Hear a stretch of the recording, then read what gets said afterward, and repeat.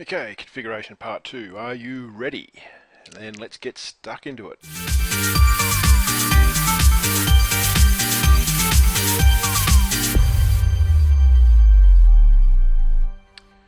Hi guys, welcome back into the second session of this configuration tutorial. And I've just gone through the session settings, so let's head on to the server side. Okay, now there's a few things here I need to give you a warning about to be careful of.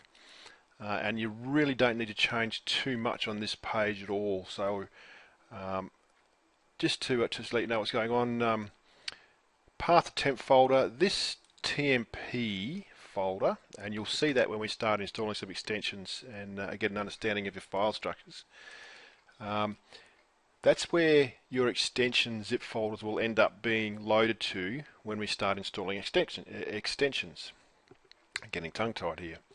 Okay, so it should work all right. Leave that as it is, because otherwise you'll end up having an issue with loading extensions onto your website. So we just leave that as it is. That should default fine. Okay, and the rest of that you can pretty much leave at defaulted. Server time zone. If you know where your server is, in fact, leave it coordinated UTC. Let them worry about it. Okay, but that's kind of handy if you want to get times and you've got countdown timers and bits and pieces on your site that it needs to recognise. We set that up. Again, rarely ever need it, so just leave it as defaulted. Okay, FTP settings. If you're a bit of a gun with FTP, you can set this up. I tend to use FileZilla, and I'll have some tutorials on this on this channel. Maybe this channel, maybe a separate channel for FileZilla, on how to use a separate FTP program, because I tend to get a little bit, I tend to steer clear of this sort of stuff. I've had a few problems with Joomla on this, so I'd leave it as no, just to keep it nice and simple. Proxy settings I don't touch, I just leave that as set to no. Okay, now the database settings here, you need to leave this alone. Trust me, if you play and fiddle with these 5 fields here, you will break your website in 2.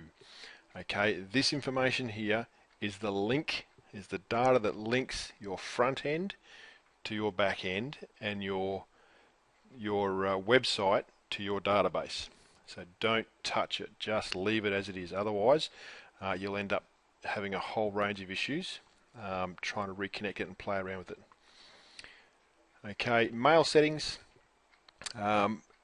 This is a good default. So send mail, yes. I use PHP mail all the time, and PHP mail is really handy. If you got a site that's going to send out thousands and thousands and thousands of emails every day, you might want to be careful and just investigate how the web and the or certain organisations treat spamming. If your site's not recognised as a newsletter outlet and you're sending over a certain amount, you may get blocked by the internet. So just be careful about how you do that. There's a lot of good programs out there. I've got a particular extension I love using inside of Joomla that does it for us, and you can actually set that up to if you've got a large amount of emails, you can actually set it up to stay under the radar, so to speak. Okay. From email, if you want to change your email, that was loaded from the hosting provider's install. Okay, I'm going to leave that. You're going to see a black screen there because it's got my personal email on there, and you're not going to get to see that. But it's your email that you loaded from the host install, and from name, you can change that to whatever name you want. Okay, again, that was the site name that they used. Okay, going on to permissions. Okay, initially I tend to leave all these as defaulted. You don't need to worry too much about permissions yet because you're the only one using the site, and we'll cover off on permissions, I think, on a wider scale a little bit later on. Okay, text filters. Okay, I tend to leave this as default as well. Okay, and it's to do with a lot of bad language type stuff, and a few other bits and pieces that you don't need. Leave it as default. We don't need to worry about this just yet. We might come back on a separate tutorial and cover this this separately. Okay, and that is how we set it up. So as a quick overview of the two sessions, because I've got a bit of time to kill, in the site, okay, check your site name. You can set up your offline messages if you like. We select our editor. Now there's a little trick on this one too that I'll cover off when we go into editors and how we build stuff. What is it? Search engine operator. Make sure your search engine friendly URLs are there. On our system setup, we leave pretty much everything defaulted. Just make sure your cache is off and your session lifetime is set to around about 60 minutes. Server side, leave everything as defaulted. Yep, defaulted.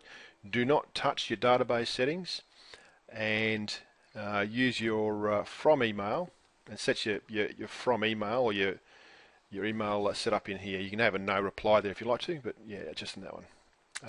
And permissions and text filters we'll cover off on a different tutorial. Okay, and that's pretty much our configuration.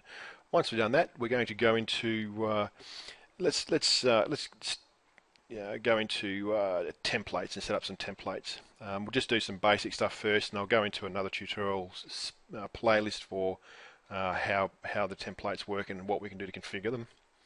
Okay, so yeah, don't forget to subscribe to this channel and give me a like or two, or just one. I know you can only give me one.